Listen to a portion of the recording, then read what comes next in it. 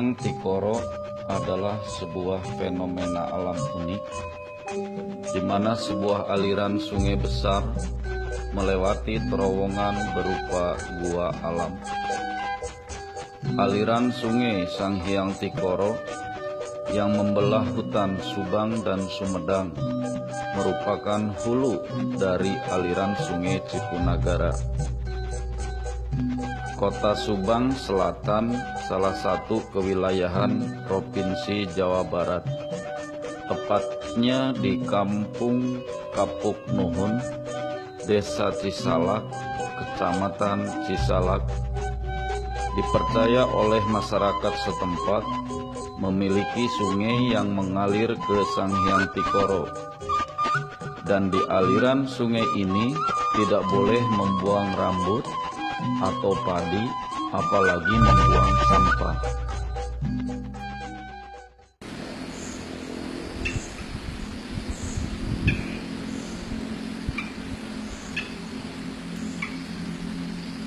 Sang Hyang Itu Widiwasa mungkin saja adalah anak di luar nikah dan dibawa ke kerajaan, namun dipercantik dalam suatu cerita seperti di dalam kisah tadi. Yang perlu diambil itu sebenarnya pesan moralnya saja untuk dunia pendidikan, bahwa manusia dilahirkan itu dalam keadaan suci. Yang punya dosa itu kan orang tuanya. Orang-orang yang sudah meninggal harus kita kenang itu kebaikan-kebaikannya saja. Keburukannya kita tidak boleh mengenangnya. Dan kita harus berdoa, mudah-mudahan dikabulkan Allah atas semua perbuatan salahnya, diampuni.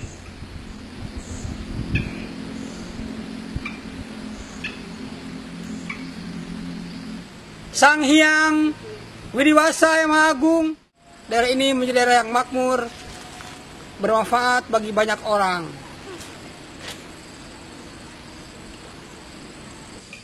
Oleh kamu dengan ulet dan tekun, walaupun banyak rintangan, pasti nanti juga banyak yang mendukungmu. Sang Hyang Widiwasa, terima kasih. Jika sebelumnya kita sudah membahas bagaimana cara menolak cinta dari Dayang Sumbi kepada Sang Kuryang dengan cara memberikan tantangan membuat perahu, danau, dan harus sudah ada sebelum matahari terbit. Sesungguhnya Sang Kuryang itu mampu membuat semuanya itu sebelum matahari terbit. Namun Dayang Sumbi memohon kepada Sang Hyang Widiwasa, jika Tuhan Yang Maha Esa menghendaki tidak terjadi pernikahan antara seorang ibu dengan anak kandungnya, maka mohon diberikan jalan keluar yang terbaik.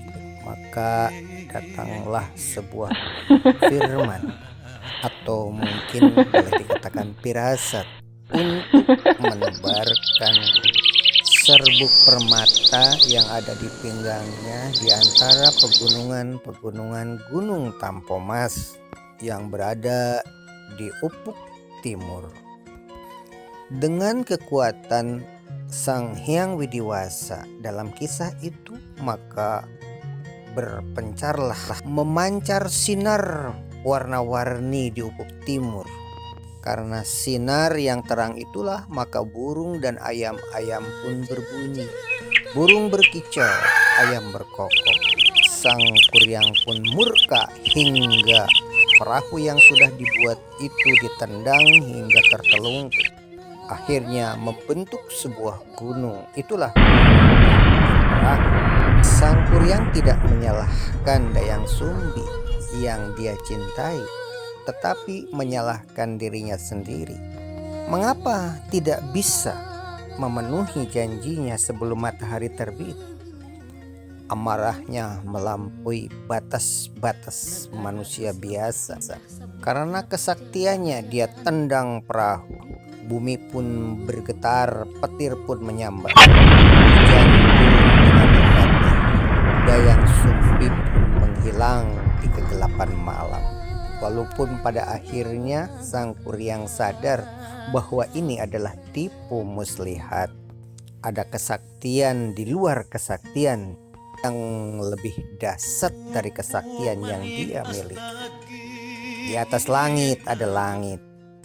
Ada beberapa hikmah yang bisa kita ambil di sini. Bagaimana bijaksananya Dayang Sumbi menolak cinta seorang pria yang tidak patut untuk dijadikan kekasih, dan keangkuhan itu bisa diluluhkan, bisa disadarkan dengan melihat sebuah kenyataan ada kekuatan yang maha kuat, yang maha dahsyat, melampaui ilmu yang dia miliki. Jika kita telusuri bahwa kemarahan Dayang Sumbi ketika memarahi Sang Kuryang saat kecil karena membunuh si Tumang yang boleh dikatakan itu adalah ayahnya sendiri. Mustahil Sang Kuryang itu memiliki seorang bapa seekor anjing hitam. Ini adalah bahasa kiasan. Pengertian anjing hitam itu adalah orang terhina. Itu adalah bahasa simbolik. Karena Dayang Sumbi itu adalah keturunan kerajaan Pajajaran. Ketika ingin menikah dengan seorang pria yang terhina, maka dilambangkan sebagai seekor anjing hitam. Ketika berburu, ternyata anjing hitam itu terbunuh dan hatinya diambil, dibawa ke rumah untuk dimasak oleh sang ibu. Dayang Sumbi bertanya, "Ini hati binatang apa? Kok rasanya lezat sekali?" Dan Sang Kuryang malah menangis. Ketika dia berbuat jujur, berkata jujur bahwa itu adalah hati si Tumang, alangkah marahnya seorang ibu. Kemarahan seorang ibu itu wajar, karena suaminya telah dibunuh atau terbunuh oleh anaknya. Dan spontan Dayang Sumbi mengayunkan alat centong nasi ke kepala Sang Kuryang dan terluka.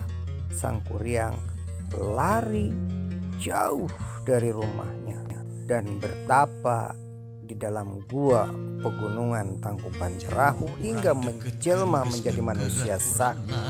Singkat cerita, pertemuan Sang Kuryang yang sudah dewasa dan sakti bertemu dengan Dayang Sumbi.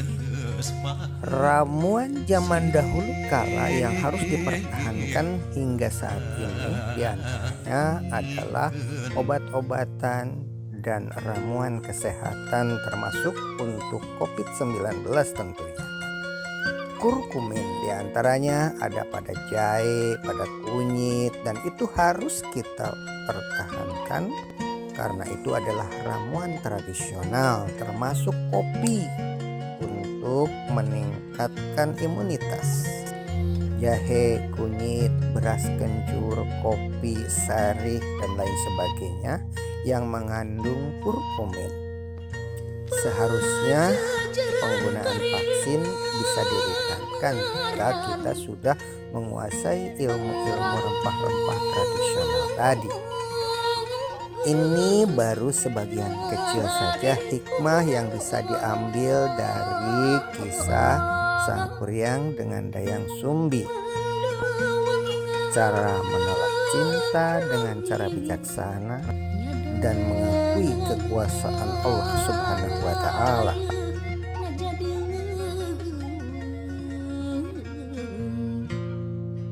Negara geus lawas pindah saburakna Pajajaran.